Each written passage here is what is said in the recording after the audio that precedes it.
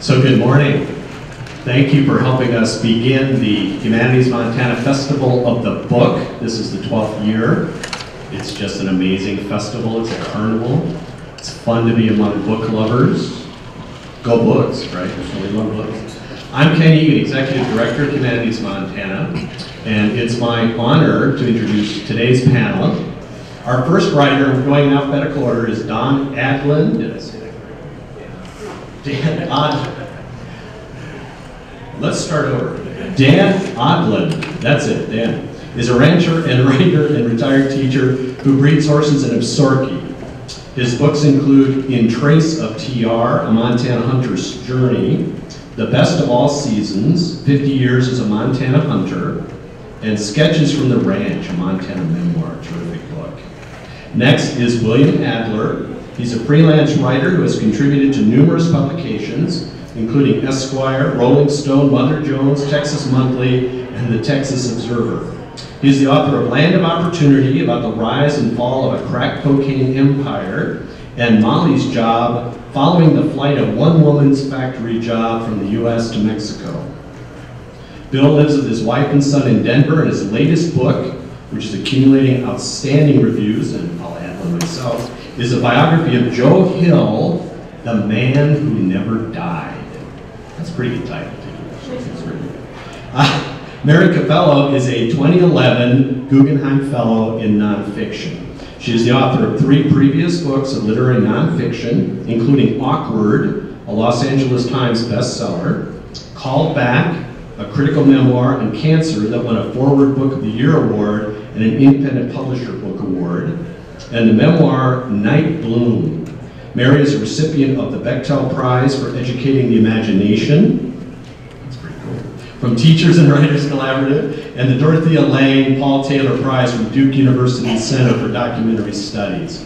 She's also a former Fulbright lecturer at the Gorky Literary Institute in Moscow, and currently a professor of English and creative writing at the University of Rhode Island. Last but not least, certainly, Donald Hardy served for 18 years as Senator Alan K. Simpson's press secretary and chief of staff. He then went on to serve as Director of Government Affairs at the Smithsonian Institution. He is the author of Shooting from the Lip. Shooting from the Lip. I'll try to. The Life of Senator Alan Simpson, and he lives in Red Lodge. So let's welcome our 4 writers.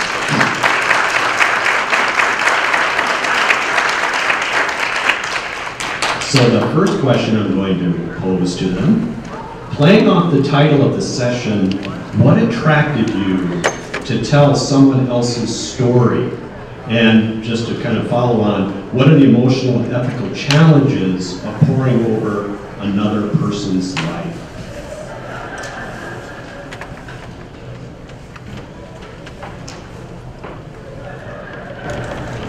Thank you. I suppose 2 things.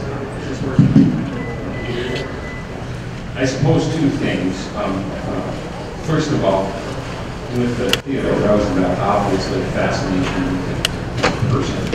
It probably started in boyhood when my father dragged us on one of the many family vacations, and I sat with him in a restaurant, and was interested in the fact that this particular man of the 4 presidents was different in several ways. A couple of them superficially wore glasses and had a mustache. He was younger.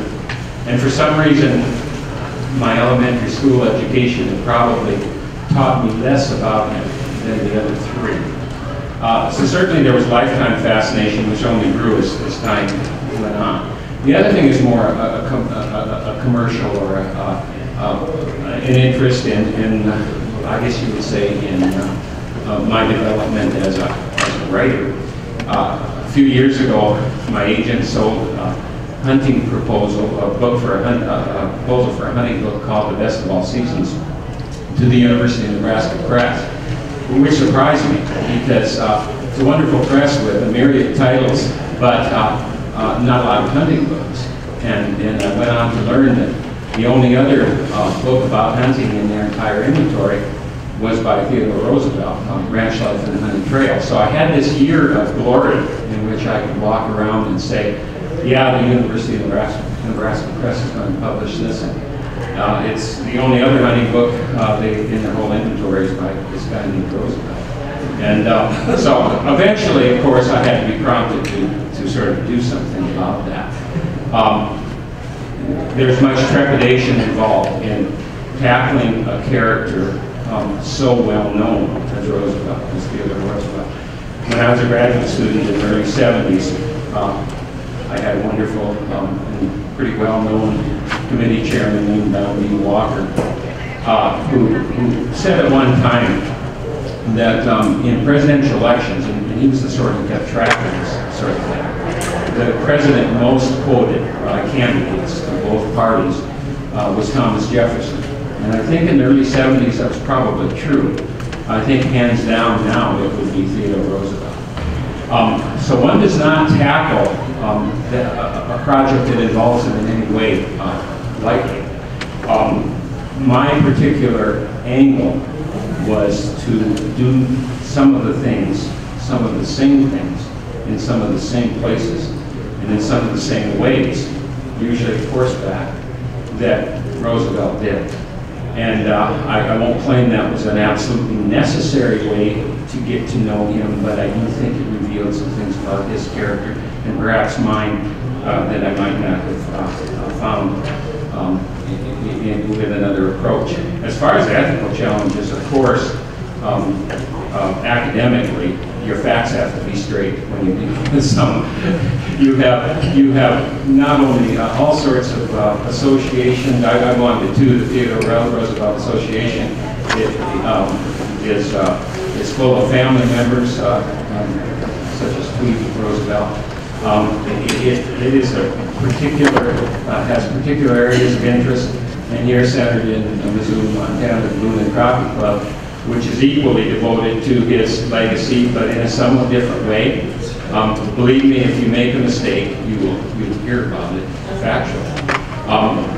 But subjectively, getting to know Roosevelt as a friend, which I think I did, far-fetched as it may sound, was certainly less open to criticism and more my own ballpark.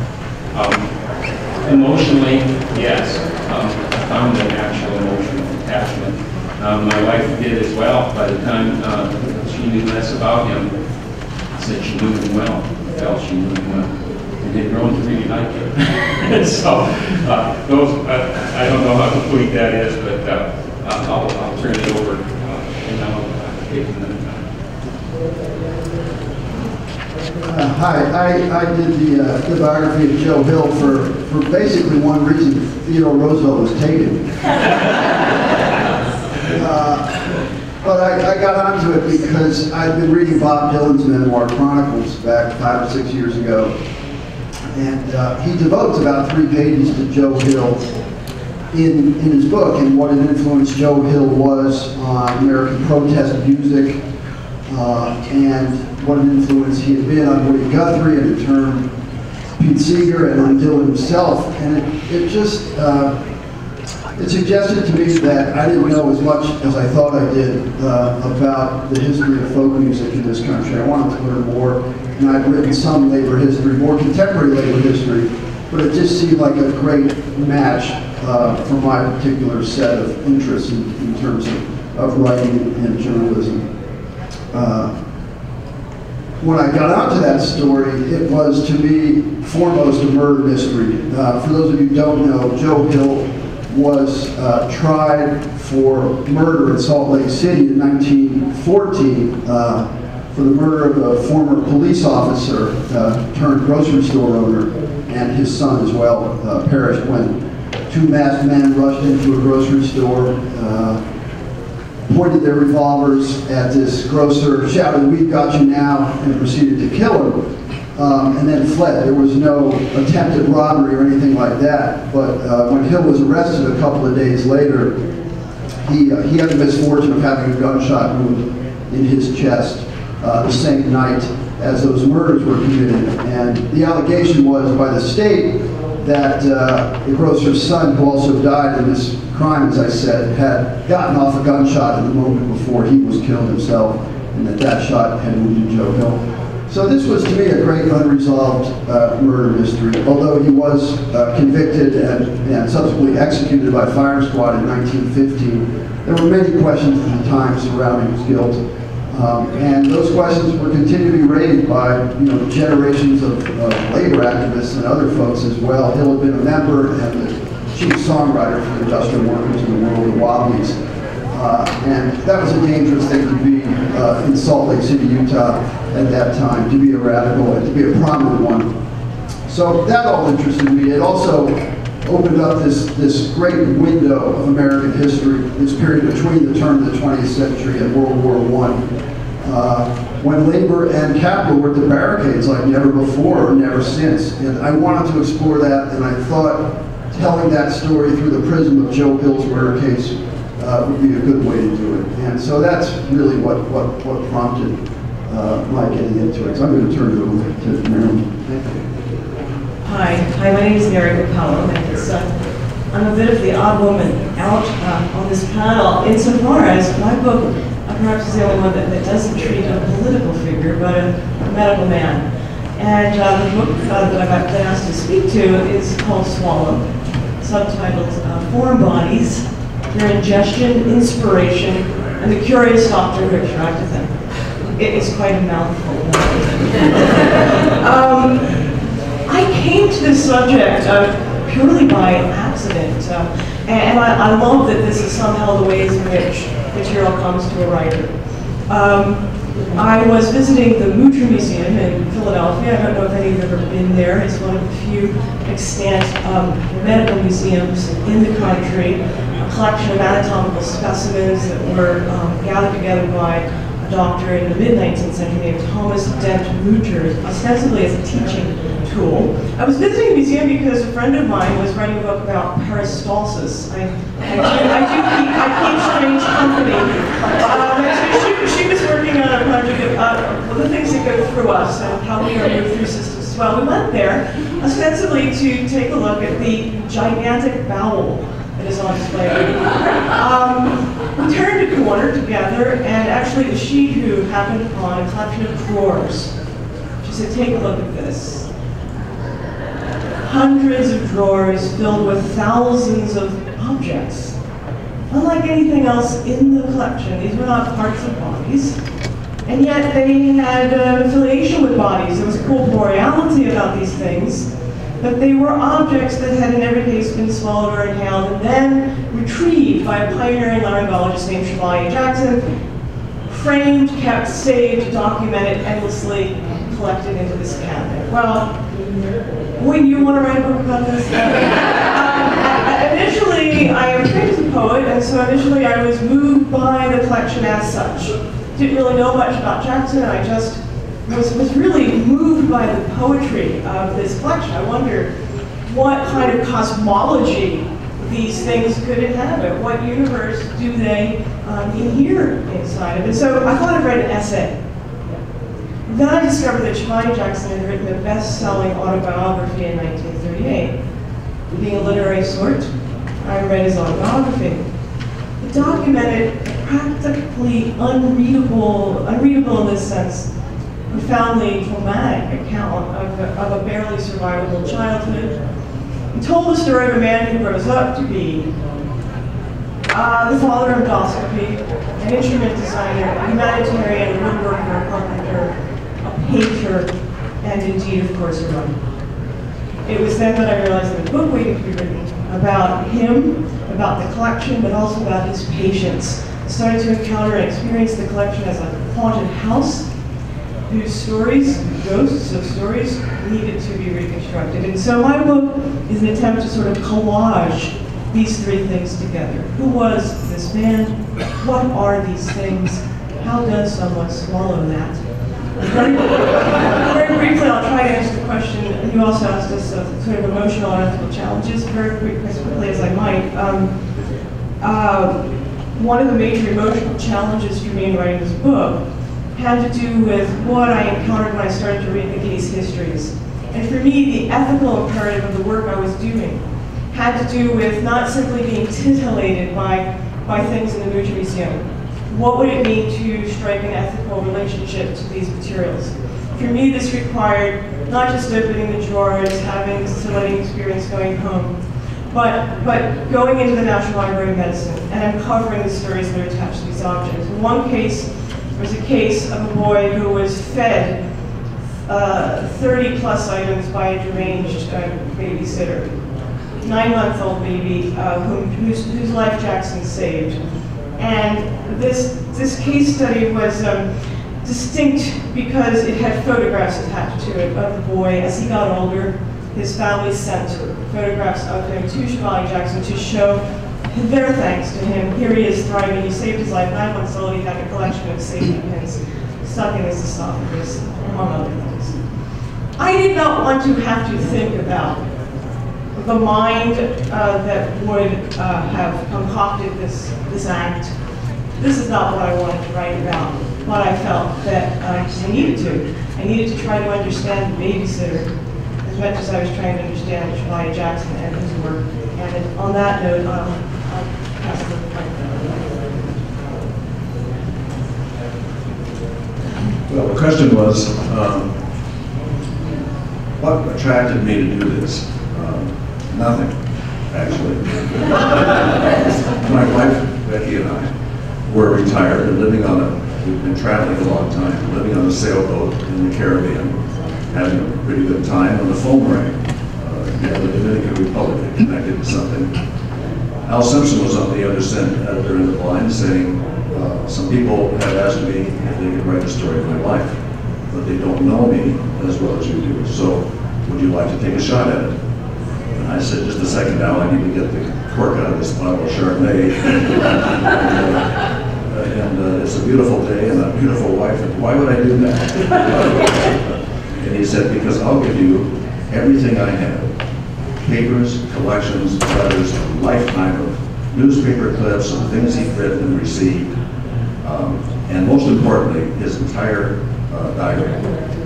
In his 10 years of the leadership of the U.S. Senate, he created a private diary. It was intended only for himself. But he did create it and put down the most intimate details you can imagine. Meetings in the White House, in the Oval Office, other centers of power, talking with Gorbachev before the fall of communism in Moscow, describing everything there, putting down everything possible in terms of first-person quote. This diary grew to 6,000 pages. It's well over 2 million words. And when he said that I could have exclusive access to it and everything else he owned, I said, okay, we're saving for America. And then came the next question. Not having been even thought about doing this, I suddenly realized after agreeing to do it, I had no clue how to do it. I had never written, I'd written a lot of things for Al, and articles and newspaper items and all kinds of things that he used over the years, or changed and used. But I'd never written a book. And so I thought, well, how do I do this? So I thought, well, I'll ask my friends. And somebody sent me a book written by a Harvard professor that I got about 10 pages through and realized if I couldn't understand it. It used phrases in explaining how to write a biography, such as the empirical description of aesthetic expressionism, ethnology with evocative resonance, the intersection of aesthetics and empiricism. And then there was a sentence that said, academicians tend to speak to one another in a language that's often opaque. And the next paragraph was the phrase, phenomenological paradigm. So that set me back. Then I got my hands on a book written by a Wyoming professor. First one written by a Harvard professor, now a Wyoming professor from the University of Colorado. And this was a book about another senator in Wyoming. And he was also governor of the state. And I thought this might be a good example. Well, the problem with the second book was that it was mostly fabricated. Which I don't say based on my own observation. I asked him. There was a letter written that was quoted verbatim. And I said, where's a copy of this letter?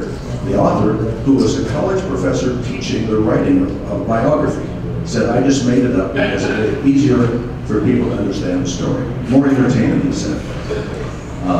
So he said it didn't exist. There's an ethical question that made things worse. And then I nearly had a stroke when he told me that when I found out the book was being promoted as having been nominated for a Pulitzer Prize. So I got a hold of him and said, how did this happen? I hadn't seen it. He said, well, I wrote a letter to them and I nominated myself. That's why he's promoting the book as a Pulitzer Prize nominated book. Well, needless to say, these things really caused me trouble. I had no idea then how to proceed. And especially when I read how he decided to write a biography. And he wrote words like these. I viewed a biography as tales trapped within a wall, bowed out by the displacing of details which I would pull from the interior recesses to flesh out and bring to literary life with my own magic. My own first book hung in the background like an elegant tapestry. With the aid of my talents, I wrote in 3 months the biography begun more than a quarter century earlier. Holding the artisan work in my hands, I felt life within its pages. I performed this magic. Well, that put me back another 6 months. The question became, once I decided to do it, the question about ethics became, how does a guy write a book about somebody who's known to millions of people around the country, has had a whole life in the public eye, and everybody knows, or everybody will find out that I worked for him every minute of his time in the Senate. How could people not perceive that this would be a puff piece? So I set to work finding the lowest points in his life and determining that I would illustrate the entirety of his life, top to bottom, highs and lows. And I told him that, number one, he had no editing rights at all. He could make suggestions if he wanted, but I held the rights to the book. And I would focus on the low points and the challenges in his life to every extent that I talked about the high points and the victories. He agreed to that. He said, let hair, eyeballs, and teeth fall to the floor if that results from telling the truth. And so I did. In the first chapter, by the third page, you'll find cars blown up, buildings blown completely apart, and mailboxes shot up to the degree that he landed on federal probation. I felt good about this from an ethical point of view. And throughout the course of his life, I pulled no punches because I thought if I need to protect the book's credibility and my own, I had to say it the way it really was. But in answer to the main question, why was I initially interested in doing this? Why would I think it should be done? I knew him so well, and I've known him over a half century. I knew him so well that I didn't want people's memory of him after he's gone to be his last spat with Bill Maher.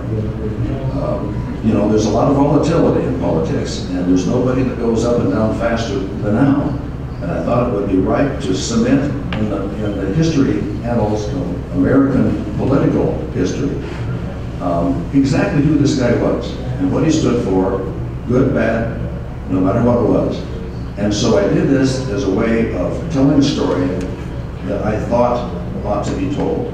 Because I think, especially having drawn from the diaries, there is an awful lot of information in there that will add credibility and flesh out some of the things that we've all heard about in history, but nobody really knew what was said.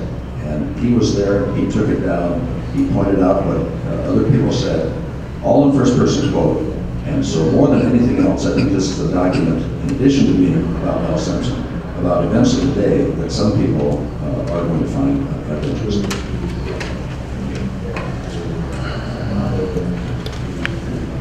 Before I ask my second question, I'm going to urge you to be formulating your own, because in a couple minutes I'm going to say, what would you like to ask of these writers? That was wonderful, very lively. So my simple second question is, what surprised you most about your subject? A couple of categories. The peripheral reading, the background reading one must do. We're going to use this way if we can here. It's hard to hear. one simply learns facts that he hadn't known before, of course. Those are the simple things. I hadn't realized that Theodore Roosevelt was an ornithologist of such quality that he probably could have walked into any major university and become a professor of that subject, even putting well-known naturalists like John Muir to shame in that respect. In fact, he was a little shocked that Muir didn't know more about birds, though he loved his description of the water ouzel. But on a more personal note, one partial surprise, one greater surprise, the man's sensitivity and his spirituality. Those things tend to be masked by the bully stereotype we have of Theodore Roosevelt. He was, in fact, I think, well, much has been made lately, of course, about his coming to the West after the double tragedy of his wife and mother dying on the same day in his house. Certainly, the more one reads, and I emphasize the primary sources, back to my old graduate professors again, like Walker, go to them first, and most of my reading, the bulk of it was Roosevelt's own words. Another factual surprise, most Americans don't realize he was our most published president, over 40 books, probably read more and wrote more than any other president, including Jefferson.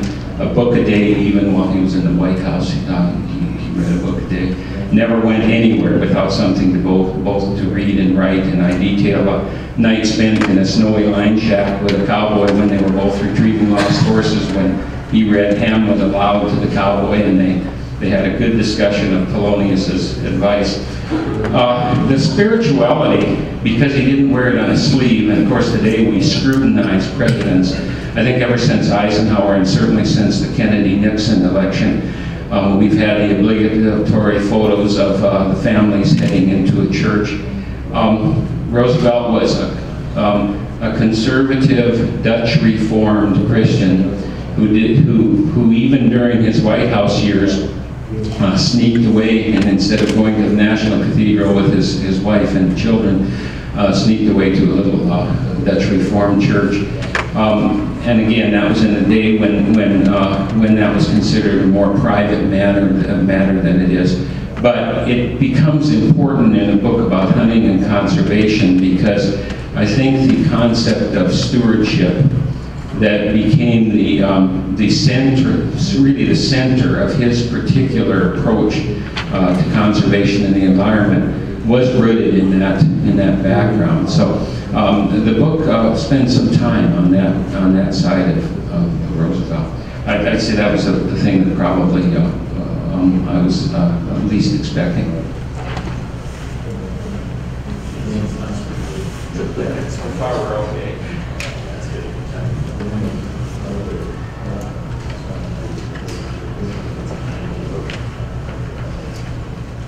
Most everything I learned about Joe Hill was a surprise to me, because I didn't know a whole lot about him. Mainly what I knew from the eponymous folk song, Joe Hill, or I dreamed I saw Joe Hill last night. It's a song that Paul Robeson sang in the 40s, and Pete Seeger sang, and Joan Baez famously sang at Woodstock. And that's about all I knew about him. It occurred to me that Joe Hill was in this pantheon of American folk heroes, and then I started thinking about folk heroism, and started thinking that maybe Americans don't take our folk heroes all that seriously, because to me he was almost a stick figure or a cartoon figure up there with John Henry and Paul Bunyan and Babe the Blue Ox. That's how I saw him. But it occurred to me that this guy earned his mythology the hard way. And I wanted to examine that mythology, and particularly this question, and I guess this was the most surprising aspect of the research in this book for me, which was after Joe Hill was convicted of murder and sentenced to death, he had a choice. He could have testified about the circumstances of that gunshot wound I described a little while ago, and he chose not to. He chose to remain silent. And he did so for a number of reasons, but in the end, I think he did so because he began to so closely identify with his cause, which was the liberation of the working class back then, that I think he had a hard time distinguishing himself as an individual from this larger cause. And once that happened, he wanted and was willing to become a martyr for that cause. So I think that the question he had to ask and answer was a profound one, and it was, if a cause is important enough to live for, is it also worth dying for? And researching that particular question, I think, and the answer to it was the most surprising thing I learned, because he, in a way, was complicit in his own myth-making, in his own legend. And that's something that I had no idea about, and perhaps that is true of other people who end up as folk heroes. John Brown, for one, I think probably would fall in that same category. Maybe the Blue Ox, I'm not so sure. But I guess that would be the most surprising thing. Thanks. Well, I wanted to answer this question by way of the importance of the archive in an age. Nothing replaces archival materials, the material world, and especially when one is writing a life. So I was surprised by things like what it felt like to hold Chevalier Jackson's wallet in my hand, and to discover there in a four-leaf clover, even though I had read that Jackson, and I knew by his own account, that he was not someone who was bound by chance, did not trust really anything except for what he could make happen. And so I had then to try to reckon with his carrying a four-leaf clover in his wallet. I also was surprised by his coat. It was very small, and it probably could fit me. But he was so grand a fellow. He had made such a monumental contribution to the history of medicine and to saving so many people's lives. Such a tiny coat. It was quite a surprise.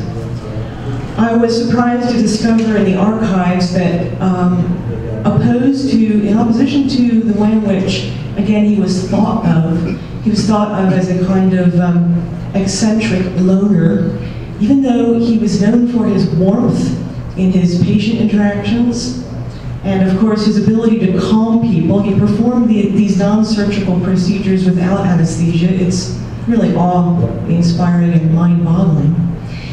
In spite of that, he was not very social, and he explains this in his autobiography. It had somewhat to do with the way in which his early childhood was made up of a history of bullying.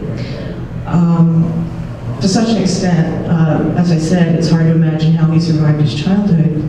But I discovered, to my surprise, in the archives again of the National Library of Medicine, a correspondence that unfolded between him and a fellow laryngologist named Thomas R. French.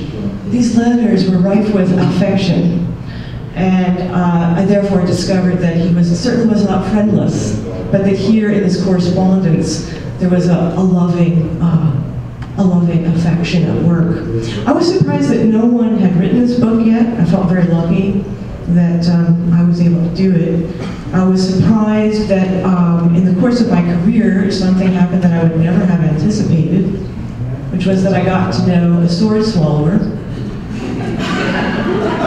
No fortune teller had ever told me this would happen. And I not only got to know him, but I tried to tell his story in my book too, and I came to hugely respect actually the work that he does. Last but not least, on the other side of archival work is, I think, something we don't talk about much with regard to nonfiction, and that is the relationships that are enabled and the worlds that open following the presence of a book in the world. And so I was surprised by the many relationships that I forged between people who are either Jackson's patients or had worked with him or his great-grandchildren, And it surprised me that intimacy could be forged across the foreign body collection. I said that was last but not least, but when sitting here and thinking about surprise, I guess I should also mention that I was surprised in the course of my writing the book with a breast cancer diagnosis. And I had to stop the work on the book for a while in order to, of course, write a book about breast cancer. That was a great surprise. It helped me. The book, working with Jackson material, helped me to run the course of my treatment. And when I returned to the book, I had a new appreciation and understanding of the material that was before me, and certainly felt quite lucky to be able to complete that work.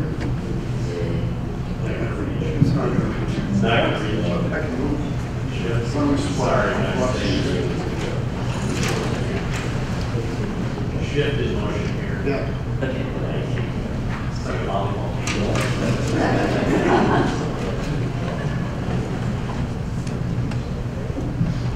So the question, what surprised me most? These answers came to me not quickly, but over the course of decades of knowing Al Simpson. I think his emotional range, his willingness to show his emotions in public, to be as human as you can imagine, his independence of thought. He was a Republican leader, but has as many Democrat friends as Republicans. His volatility in youth and capacity for work. His mother spent a good part of his youth trying to keep him from being like his grandfather, who had shot a banker for having bounced his check. Although to his credit, he did give the guy warning. Turns out he was chairman of the Democrat Party of Park County, Wyoming. This is Metis, Wyoming. And the check was bounced, and he came in and said to the banker, a guy named Hayes, he came from Red Lodge originally, and said, Hayes, you bounced my check, why is that? He said, we don't like Democrats here. Maybe you'd like to take your business someplace else. He said, I've got money in the bank. The guy said, like I said, we don't like Democrats.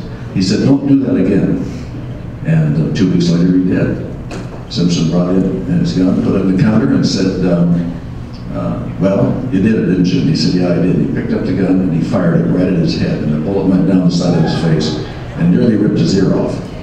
And he was never charged with a crime, although he was running for a public office at the time. He lost by 3 votes because apparently some people thought you shouldn't shoot bankers. But his volatility was a real factor in Simpson's early life. And I didn't realize the degree until I really started researching this. And 2 other things really surprised me. And I'm just going to read a short part of a letter. His relationship with George Bush Sr. was, I knew he had a close relationship, but if I can find this. This is a letter that I found in his private,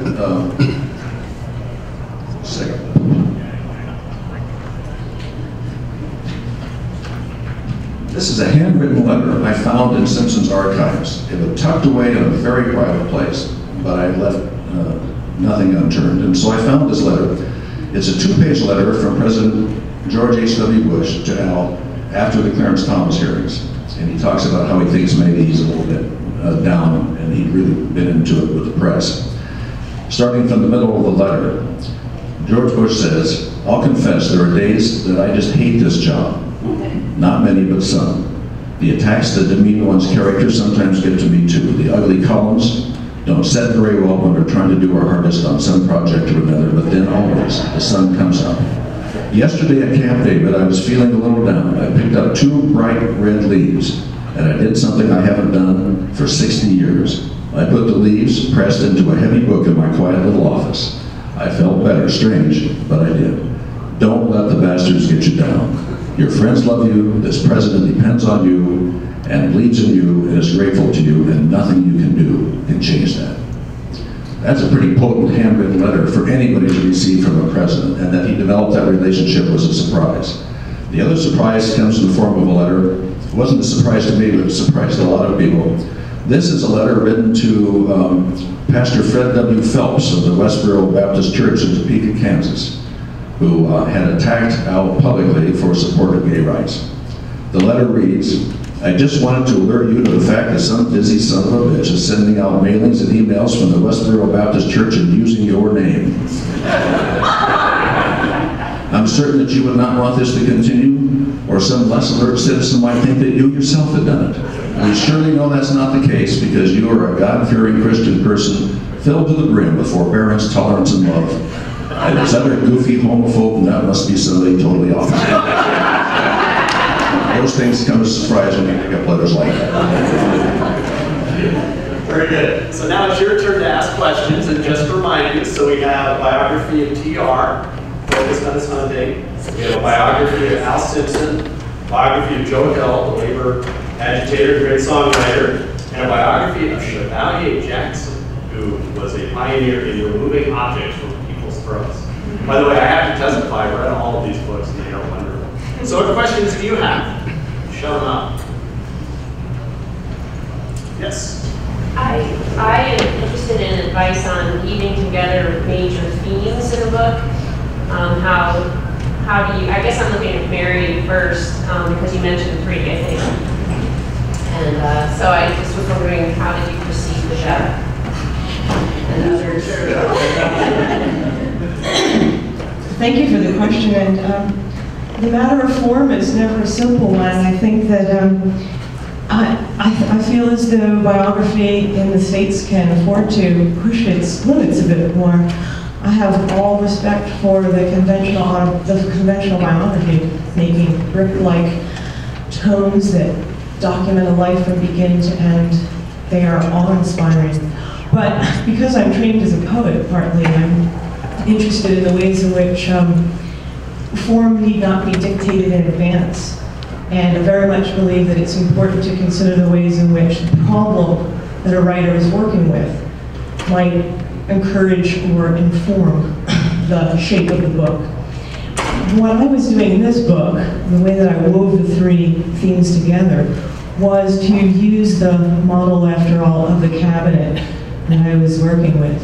And so I tried to orchestrate the book as though the reader were opening a different drawer in the cabinet. Now, by different, I don't mean that there was no organizing principle, but it had to do for me with striking juxtapositions. And again, this is where poetry comes in, because it's all about what happens when you put X next to Y. Y sheds different light on X than Z would, etc. So the shape of the book is oriented around what I call a set of contiguous drawers, but then also an attitude of moving forward and back, almost in the way that a scope would, telescopically, microscopically, forward and back. So zooming in on the life of Chevalier Jackson, pulling back from it, turning in the direction of an object. I hope that helps. I think that the way to go at it that I would advise is to think in terms of what is the shape that is required or called for by your particular problem, question, or subject.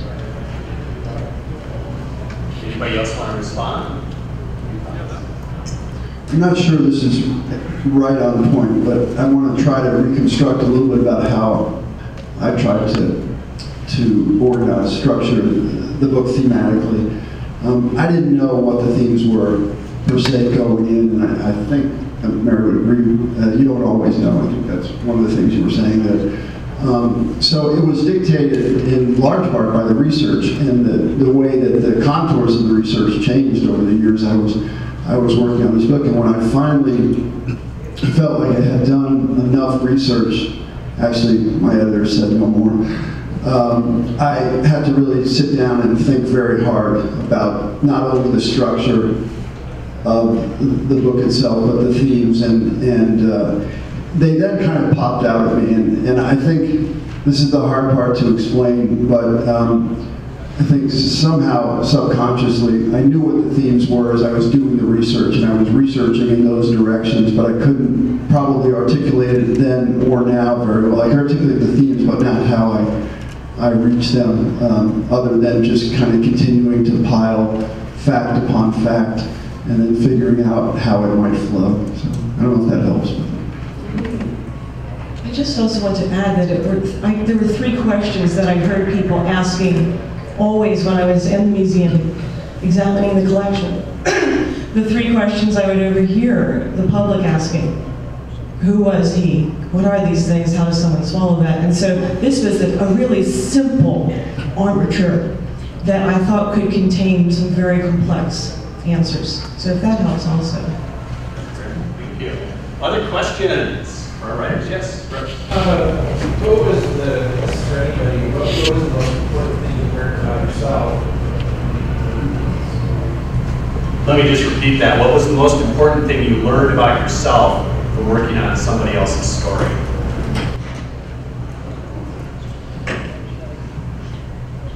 This is very short. I think the most important thing I learned about myself was that I was perverse enough to do this for 6 years. And that my wife was generous enough with me to allow that I'd be up at 4 or 5 o'clock in the morning, because that's when things were clearest to me. And if I can just add one point to the last question, I started by organizing chronologically. And I found out that didn't work because I wanted to jump back to the ancestry, the shootings and all. Then I found out that because certain issues, like immigration, permeated the entirety of his life, it was very difficult on a chronological basis to keep bouncing back to that, because it would be easy to lose track of what had happened last. So after I had it laid out chronologically, I went back and created theme chapters. Immigration is one of them. The challenge then becomes keeping things in a timeline correct, because now you've got something in chapter 7 that hasn't happened yet. And you've got to be very careful when you start organizing things across the span of someone's life into themes, because the timeline is the most difficult aspect.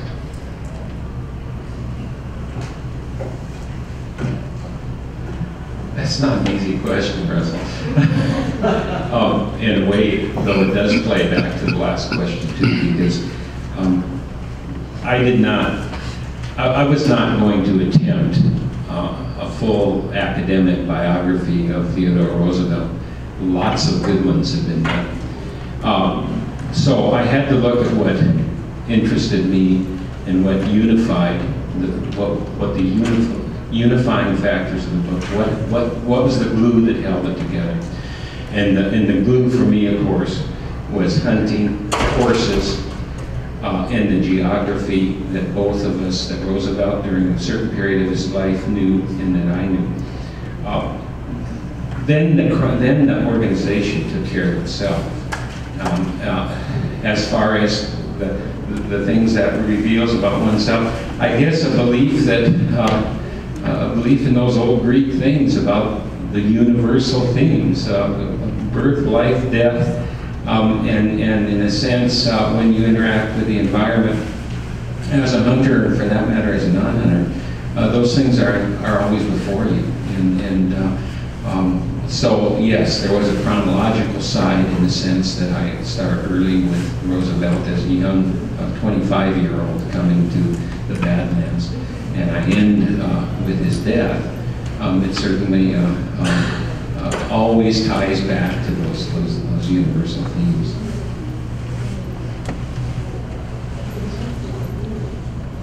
Well, I guess I was just going to say that I think that I learned I've always been a frustrated doctor. Yeah, so that was one of the things that I learned. Another question? Yes? You have a story to tell, but you need to put it in a place and time. Where's the line between actual fact and fabrication when you do that?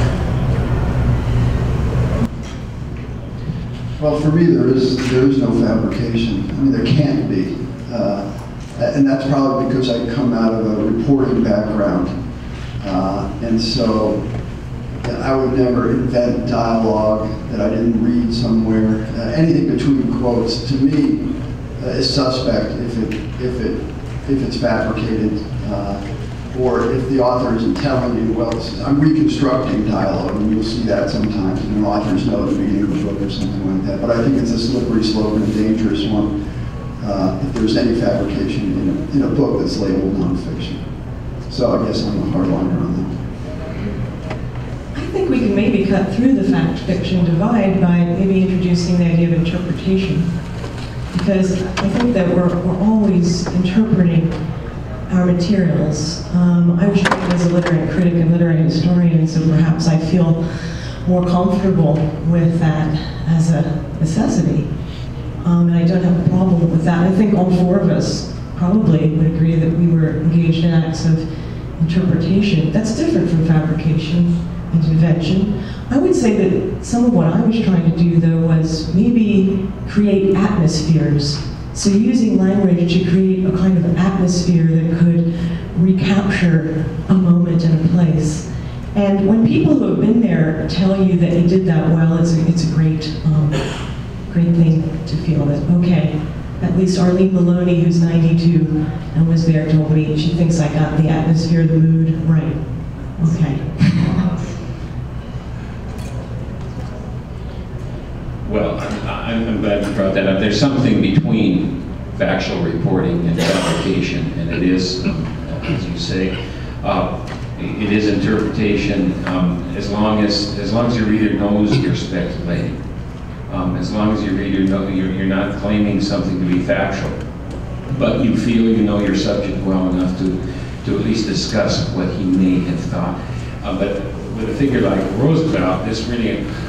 And again, as you say, it's slippery slope because people are constantly trying to inject him into today's political issues, for instance.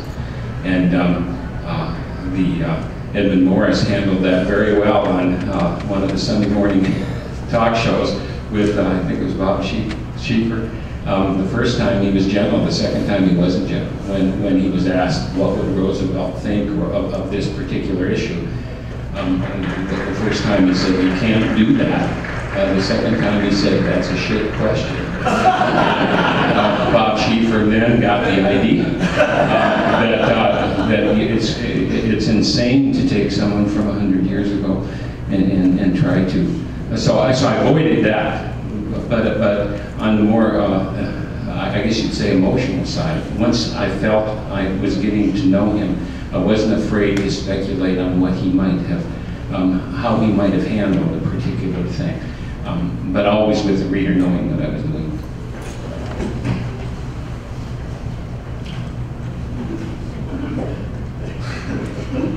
This will be very quick. I throw in with Bill that I think nonfiction has to be as accurate as humanly possible, and you have to stand up for it. But I had the advantage of writing about a guy who's alive. So all I had to do was call him up and ask him, or run down to Cody and say, is this the way it really was? And he gave me all the time I wanted. It's hard to write about someone who's living life faster than you can write it. So that's another reason it took 6 years. But in this case, I had the diaries which were put down as things occurred. Sometimes memoirs lose accuracy because a year later or 5 years later, somebody's memory may fail just a little bit, or you might slant something a little bit because it makes you feel better.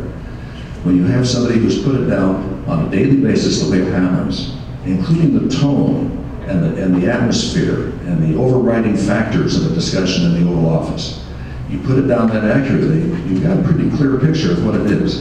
Then you feel confident, your conscience is clear, and if it's not clear, you ask the guy who you're writing about.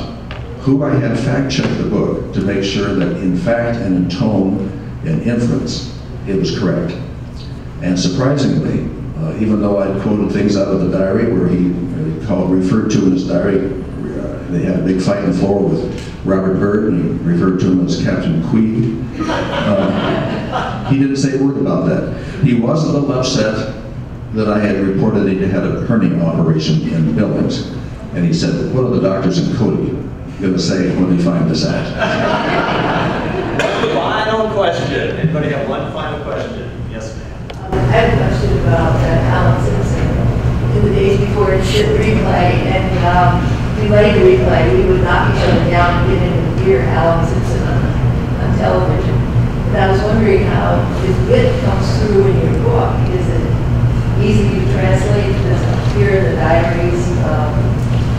How did you handle that? That's a good question about how to interpret the wit, because in his case, how a story is told is very important. And a lot of times I found that the actual text of jokes he told fell flat because you didn't get the facial expression, the inference, and all that. But it was a challenge to make sure that you put, when he said something that was humorous or had a twist to it, put it in the context as well as possible that you might have had hearing him say it.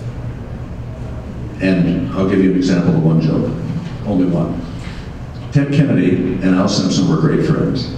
I mean, right until the time that Ted Kennedy died, they were speaking as often as they could. And Kennedy used to tell the story just as well as Simpson, but it's about a town meeting in Wyoming. Lots of people gather around like this, asking questions about policy issues, and Ted Kennedy walks in. And everybody looks at him, and they know that's unusual, and he wasn't that popular in Wyoming. So he walks in, and Simpson starts to introduce him, and some guy in the back says, "Hey, that's Ted Kennedy. What's he doing here in Wyoming? That guy is a horse's ass." Simpson gets up, runs back, grabs the protester, throws him right through the door into the street.